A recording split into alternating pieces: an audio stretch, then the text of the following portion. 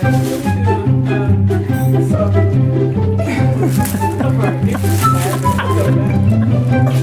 like a hand over your face, like yeah.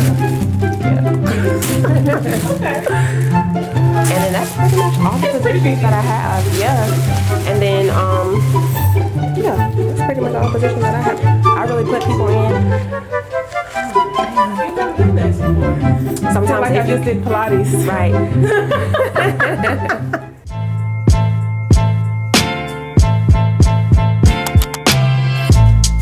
Hello everyone, it's your girl Mo, and today I'm at Transformations Waxing Spa, here to interview Miss Spicee and learn all about Moon Skin Co., all the services she has to offer, and we also have some spicy positions we're gonna be in. I am so excited for you guys to learn about her beautiful business and all the things she has to offer this community here in Pensacola. So make sure you tune in, like, share, comment, subscribe, and book your appointments. You're gonna get all of her information and just hang out with us. I cannot wait to share this interview with you. I like that. That was cute. Hello everyone, it's your girl Mo, and today we are in the chair with Miss Spicee. Hi guys. She is an esthetician here in Pensacola, Florida at Transformations Waxing, and we're gonna get all into her business today. We're gonna get her backstory, learn why she's even providing these types of services, and you'll get the scoop on the services that she provides. So a little backstory. Miss Spicee was actually one of my first clients when I started in a professional salon. Like, a lot of people don't know, but back in the day, I was known for my kinky twists. Yes. Yes, I had a signature kinky twist hairstyle. Yes. That I did on a ton of people, and I think that's how you got introduced to me. Yes. You came in. Twist. Yeah. I used to get those a lot. Yeah. Look, I feel like I did have Pensacola's kinky twist. Yes. It was crazy.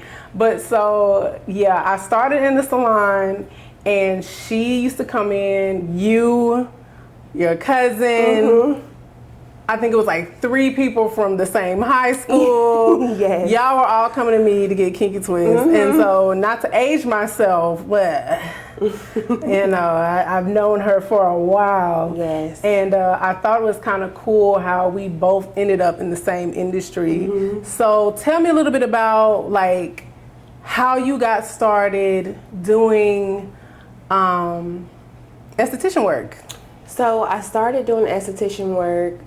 Well, I'll take it back. I used to make like little small like handmade products. Okay. So like sugar scrubs and like facial washes and stuff like that, just for my friends and family. Yeah. And it was just natural. So one day my cousin was like, "You need to like take this serious. You need to go to school for it. Like, this is good stuff. Like, that I'm putting on my face. You need to make it big." So I'm like, okay. So I was at PSC first, and I was like looking at some stuff, and then I ran across Gulf Coast. Okay. So I was like, I'm going to start there. I'm going to go to school there, because the PSC, they had like a really long waiting line. So I was like, I'm going to go to Gulf Coast, just go ahead and get it done. So I went there, and it was around the time when COVID was happening. Well, I started in 2019, but we had to take a break when COVID came. I was supposed to graduate in 2019, but I didn't graduate until 2020. Okay. Because we had to take a break. Yeah. So after I graduated, I met Miss Emily. Okay. Miss Emily was the owner of Transformations. Miss Emily and Miss Angela are the owners. Yeah. And I was telling her about everything, about like how I'm about to graduate from Gulf Coast. Yeah. And she was like, "Well, when you graduate, come back, because I want you to work with us." Okay. So I was like, "Okay, Miss Emily, are you sure?" Yeah. And Miss Emily was who used to wax me. So Miss Emily and Miss Angela taught me a lot of stuff out of school. I did the basic stuff in school, but Miss Emily and Miss Angela are the 2 people that taught me how to do majority of the stuff that I do today. Okay. So that's kind of like my backstory on how I started Yeah. in the esthetician field. And I came to Transformations, and I started working with Miss Emily and Miss Angela, and I've been here ever since. Okay, so tell me where the moon skin comes from. So the moon skin comes from me just loving like astrology.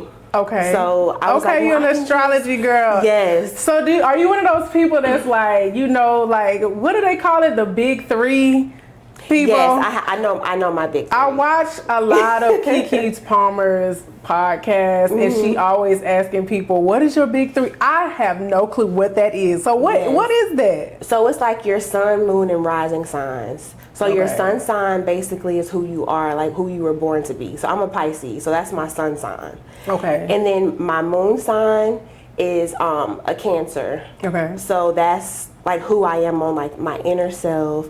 That's who people tend to see me as. And then my rising sign is Virgo. Okay. So Virgo is more like that's like your work ethic maybe. Okay. That's how you like to work, move, be about your day to day. So I'm a Virgo in that area. Okay, cool. Look, you learn something every day because I've never known. All I know is Aquarius. Yes. And that's your sun sign. Okay.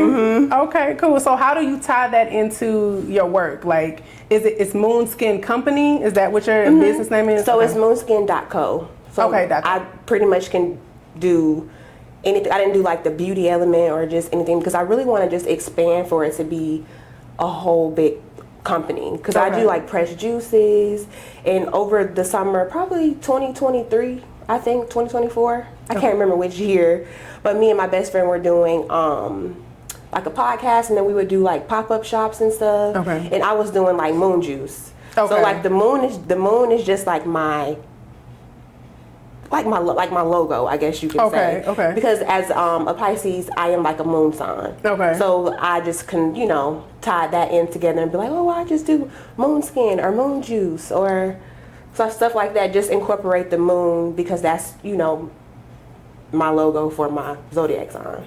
Okay. Okay. So do you kind of title your services into all of that? Like you bring the moon and astrology and all that into your services? Yes. And when we can actually look at the board, like I have a couple of different facials that tie into like the moon and the stars and stuff, the names and everything. Yeah. And I also do like tarot readings and stuff. So that's why it's just like moonskin.co instead of moonskin and beauty or moonskin and juice or something. I just want it to be one big entity. So you can be like more broad and branch out more instead of just being in like the beauty realm. You can touch different areas of what you want to give out. Okay, and I just feel like that was easier for me because my mom and my auntie was like, you're good at a lot of stuff. You don't need to just categorize yourself in one area. And I was like, well, okay. So then I got to thinking, because I used to be naturally spicy beauty and aesthetics. Okay. That's what I used to be. And then, I don't know, I just wanted to rebrand. And once I rebranded that, I could just incorporate everything I was doing into one big entity. Look, I love a rebrand. Yes. Everybody that knows have been following me for the longest, y'all know I've rebranded and rebranded again. Yes. Like, there's nothing wrong. You keep doing it until you get it where you want it to be. Yes. I'm so proud of myself because I'm not looking in the screen. Right. That's why I was like, I'm looking at you, looking at the camera. So we both know being in a smaller city, being in the beauty industry can sometimes be a little challenging, growing clientele or just keeping that client retention up, learning new skills because there's not a lot of education in the area, so we're having to travel. So what are some of the struggles that you've had to deal with just building your business, putting your brand out there and getting people to kind of know what you provide and coming in to receive services? So that really has been a struggle for me. The first thing I want to talk about is just getting the clientele in because a lot of people already have like somebody that does this, somebody that does this. Yeah. So it was kind of hard for me at first to just really get the clientele and have people like trusting me and believing me that I can actually do the service. So that was pretty hard. It was tough for me. I almost gave up a couple times because it's just like,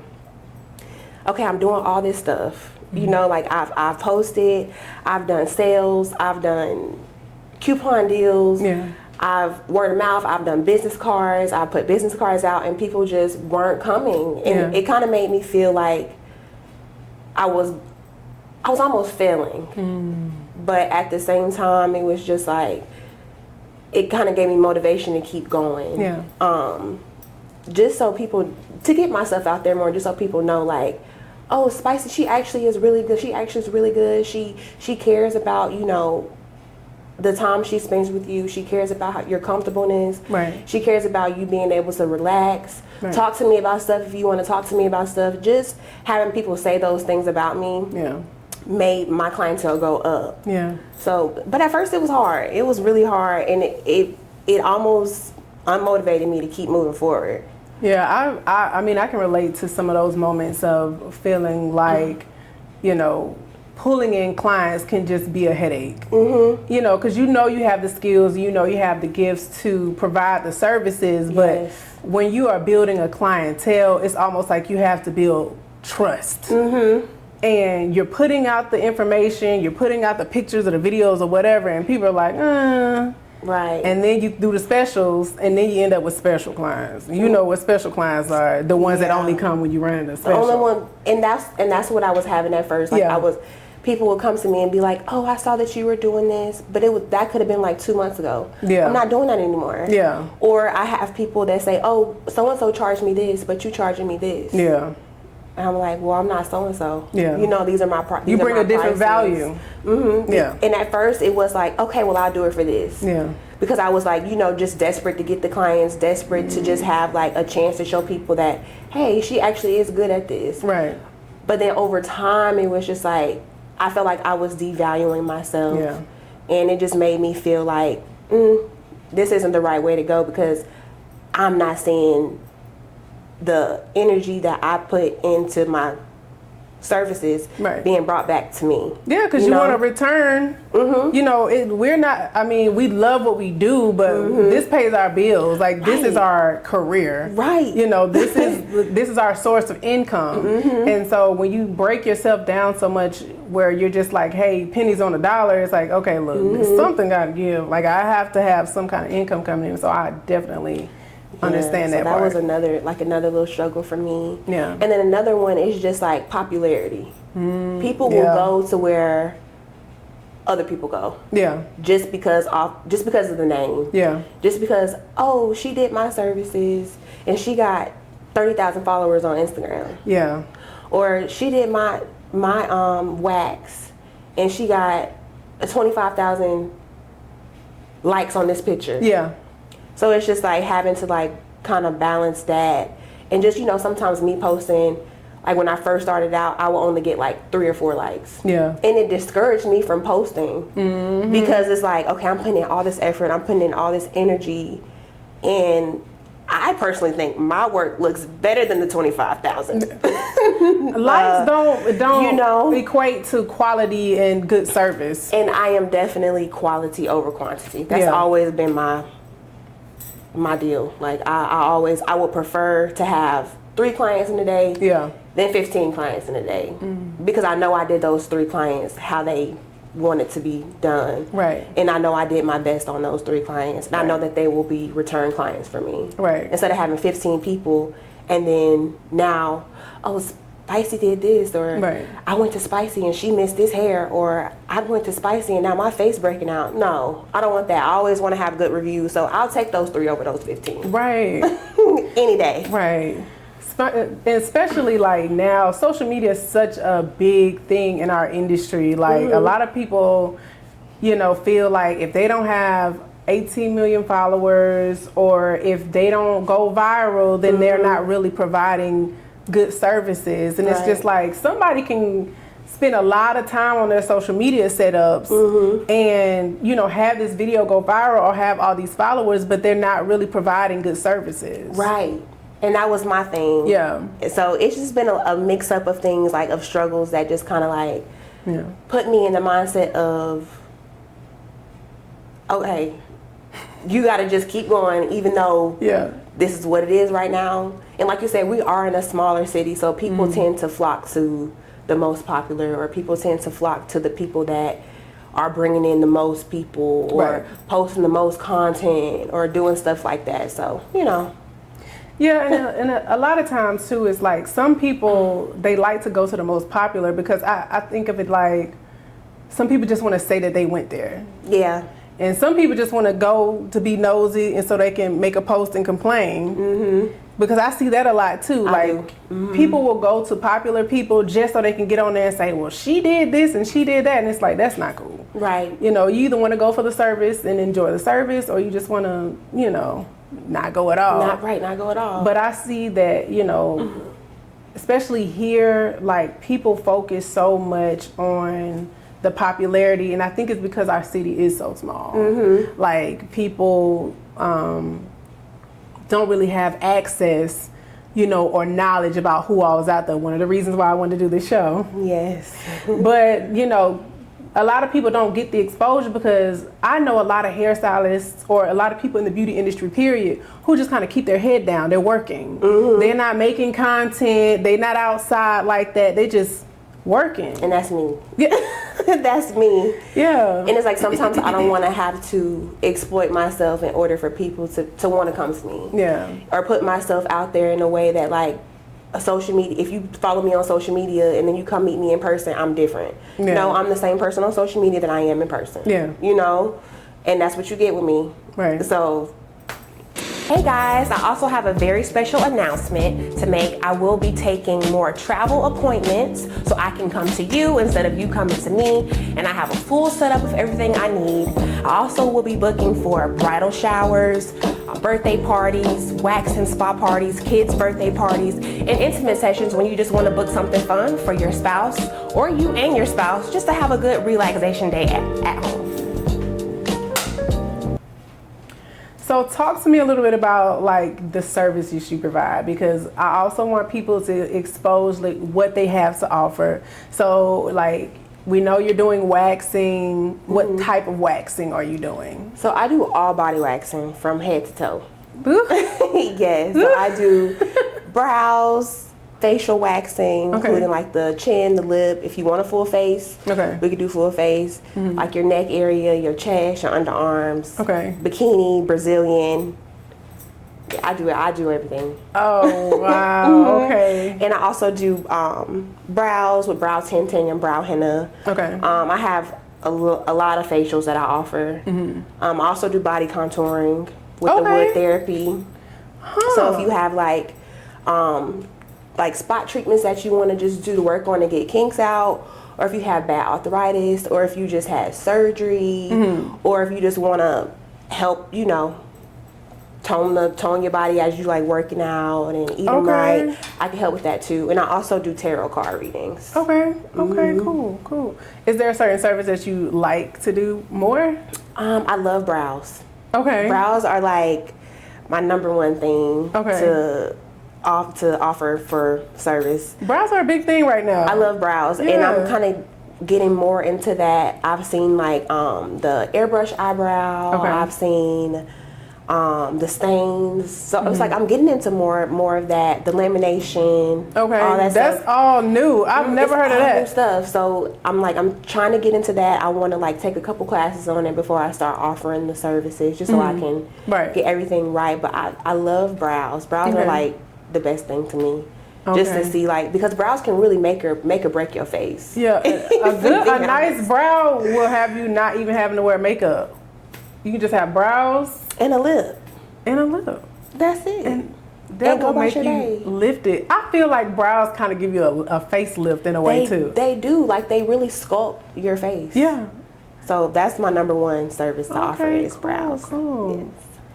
And so, tell us about, like, how do you offer them as packages, or do you just kind of have them where it's like a la carte kind of deal, or do you have somebody, like, can somebody come in and be like, I want everything waxed?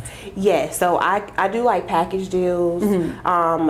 Sometimes I'll do like $100 per like 3 services. So you can come in and get like your Brazilian, your brows done, and your lip wax. All for $100, or you can come in and get like a vajacial, which is like a facial for your, you know, ladies, it's summertime. Intimate area. Yes, and this is a popular time for vajacials.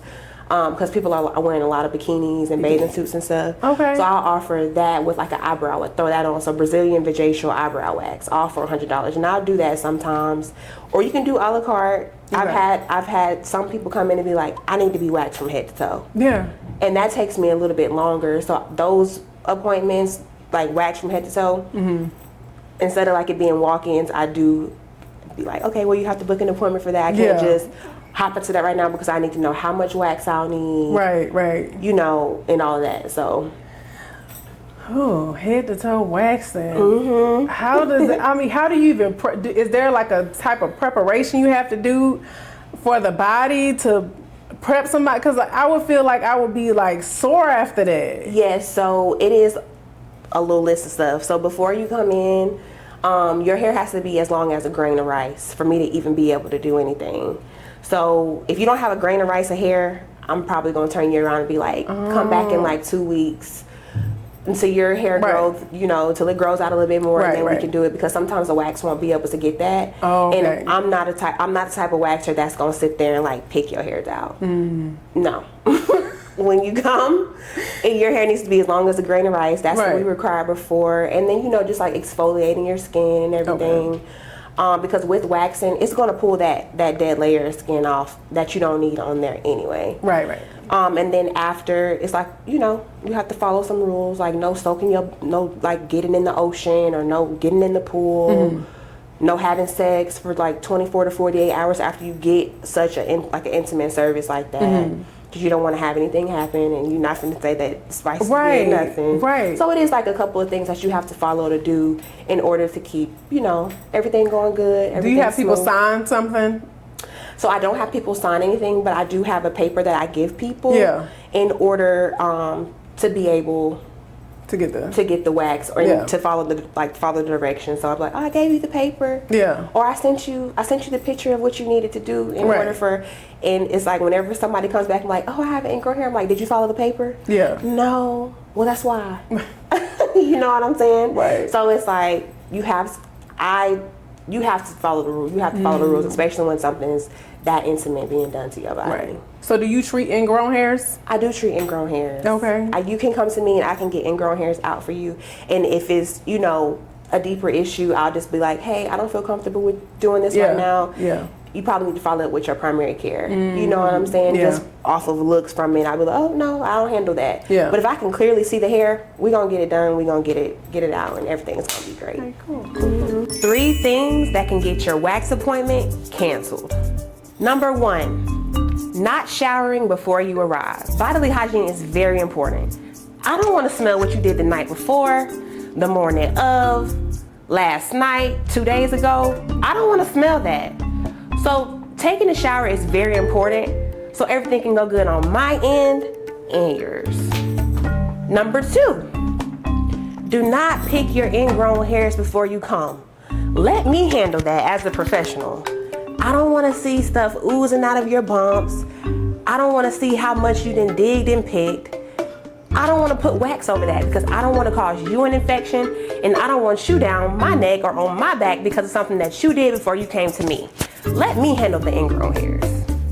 Number 3, if you did the do before coming to your appointment, make sure you clean yourself up. I don't want to be part of the party.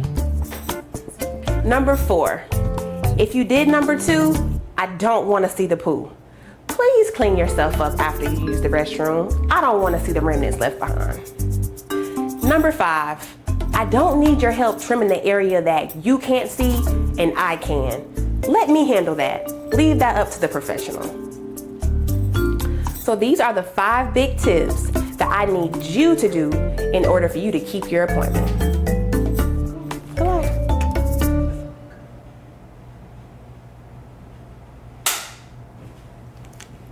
So aside from you being a businesswoman and providing all these services, you're also a mommy. I am. You have a beautiful little girl and a little bundle on the way. Yes. So how do you balance all of that? Because I know, like, in the service industry, you know, you think you might be getting off at a certain time, but it might be longer. Or how do you handle clients and like kid emergencies? Like, how is it being a mom and an esthetician and a businesswoman all at the same time?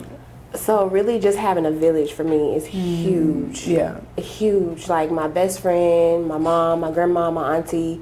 If I'm running late on a client, I can be like, hey, can you go get her for me? Yeah. And then if that person can't, I'm on to the next person. Hey, can you go get her for me? I'm running a little bit behind schedule. Yeah.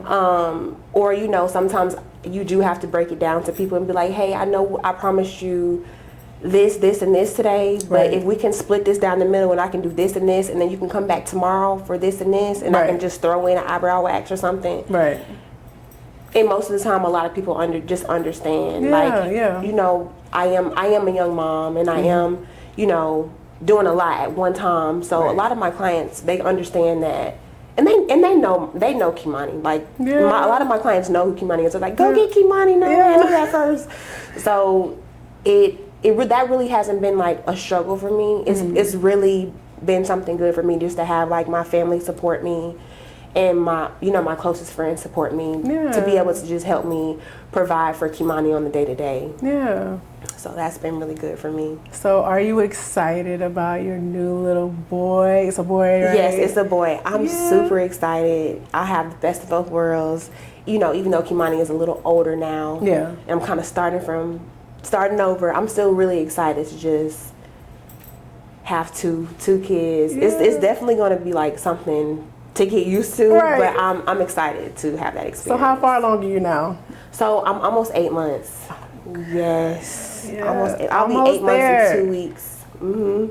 So I'm about like 30 weeks and a couple days right now. Okay. So yeah, like 2 weeks, I'll be 8 months.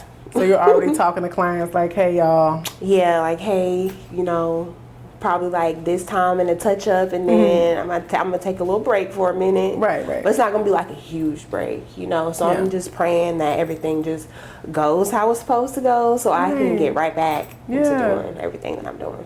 So aside from being the busy lady you are, you also do music. I do. So tell me about your music career. Like, I know for me, like I've seen the clips, I've seen, you know, the album releases or the parties and stuff that you've had.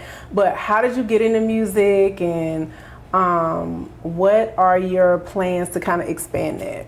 So I started music when I was really little with my brother. Okay. And we were just, you know, playing around. He was like, I want you to come here and I want you to do this. Okay. And I was like, what? Because I would always like, you know, sing in the shower, and I would do like little stuff like for him. I would like, listen to this, and he would be like, that sounds really good.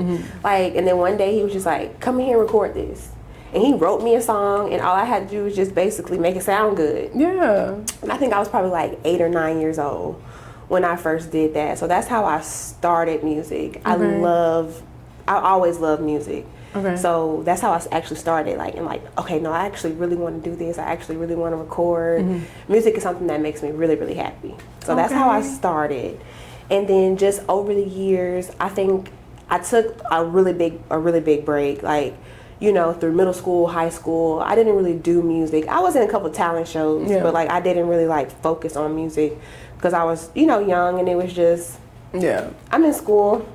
I'm just trying to graduate high school and play sports and do all this. Right. So I, after about the same time around when I started esthetician, I was like, I really want to do music again. So I hit my brother. I was like, I really want to do music again. He was like, well, just do it. So I started going to the studio, and my first single that I dropped was 2020. Okay. So that you can go back and listen to, and all my music is like on all platforms. All big platforms. So you can go back and find all those stuff. But I dropped my first single in 2020, and then ever since then, I just been doing music. And I actually just dropped my first EP last year of August. So that was something big for me because I've never done that. And before I was doing like hip hop and kind of like sing like mix, but now I'm just kind of like in the R&B field. So it's a little different for me now than it was back in 2020. Yeah. But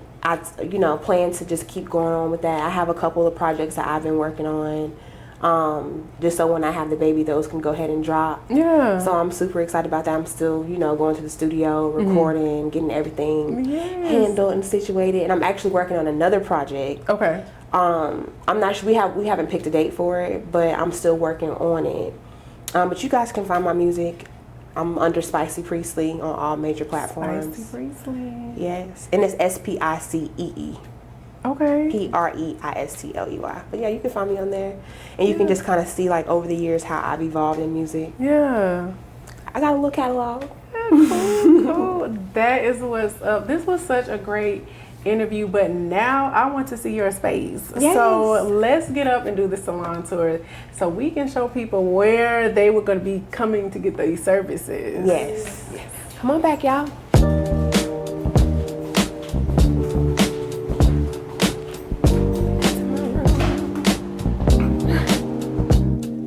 Yes, the outlet back here.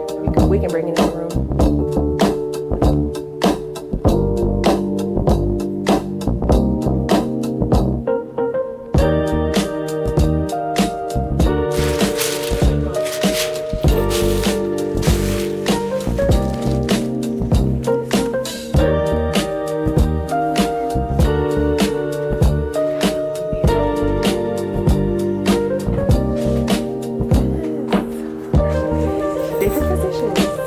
Waxing, or should we just say different positions for waxing? Because this is mainly just like wax positions. Like when I do facials, they just be laying there. Just different positions for intimate waxing. Woo! So this is what I call butterfly position. I tell people to open their legs like this when I first start out the wax, so I can get the bikini areas and the top part of the intimate area. This is another position that I start with if butterfly position is uncomfortable or if it just makes you feel, I don't want to do that. So this is another position that I do where I just tell them to just basically hang their legs off. And I like to work my way from right to left. My right to left. Yes. So this position is knee to chest. I make sure I can see everything clearly. I can see what I need to get. And all the hair can be gone. And you can be smooth and ready to go. People who have less mobility to do knee to chest, I always tell them to turn on their side and hold the opposite cheek that I'm not waxing. This is a position that I tell people to get in so I can see everything clearly from the rooter to the tutor. I can see everything how I need to see. Everything will be gone. Everything will be smooth. Everything will be clean. So what are some ways that you kind of comfort your clients that might be a little more shy? It's not like, oh my gosh, this is my first, they really want to get it done, but they're trying to figure out, trying to kind of break the ice and shake the jitters. What do you do as the professional to kind of ease your clients into this service? So I'm talking the whole entire time with them. I'm asking them questions, they're asking me questions, and I'm kind of just doing the service as I'm talking. Sometimes I'll be like, okay, I'm getting ready to pull. I'll pull a little bit, then I'll be like, okay, last pull, 3, 2, 1, and I'll go ahead and pull. And it's quick. I make everything as quick as I can for like the area that I'm doing it on. And I'm just constantly talking to you so we can always engage in conversation. And that's when I get to know my clients on a personal level. Yeah. And that's when they get to know me on a personal level because I am doing something very personal. Yeah. So we are having more personal conversations and my clients usually tell me stuff about their day-to-day, their kids, their significant others. So we talk and we're having a deep, sometimes we be in deep conversation. Right. And sometimes I'll be like, we can stop if we need to. And I'm just sitting here talking to them. And I'll be like, you ready to start back up? Yeah. Or something like that, just so they can feel more comfortable with me and being in these positions, right, and doing such an intimate service. I also have a stress ball, my little mushroom back there that I give people to hold and squeeze. Sorry, it's a little I give people to hold and kind of just squeeze if they need to. I try to tell people, especially with me being pregnant right now, I try to tell people, if you're gonna kick, please hang your legs off the side. I don't want you to kick my son. Yeah. But sometimes I do they'll have their feet down and I'm standing in between. So if they squeeze, they kind of squeeze my hips or something, versus them having their feet here and they're kicking me in my intimate area or my stomach. Okay, cool. When I'm brave enough, I'll come back. Yes. And get something done. I don't know, maybe I'll start with the pits and work my way down. Yes. Hi, my name is Spicee Priestley, and I'm an esthetician here in Pensacola, Florida, and I'm working at Transformations Waxing Spa, and my business name is moonskin.co. You can find me on any major platform at Spicee Priestley, SPICEE PREISTLEY, and that's Instagram, Facebook, YouTube, Spotify, SoundCloud, Apple Music. You can find me anywhere at Spicee Priestley. Thanks for watching our first episode. Make sure to share, like, and subscribe so that you don't miss who's in the chair next. Okay, love you. Bye.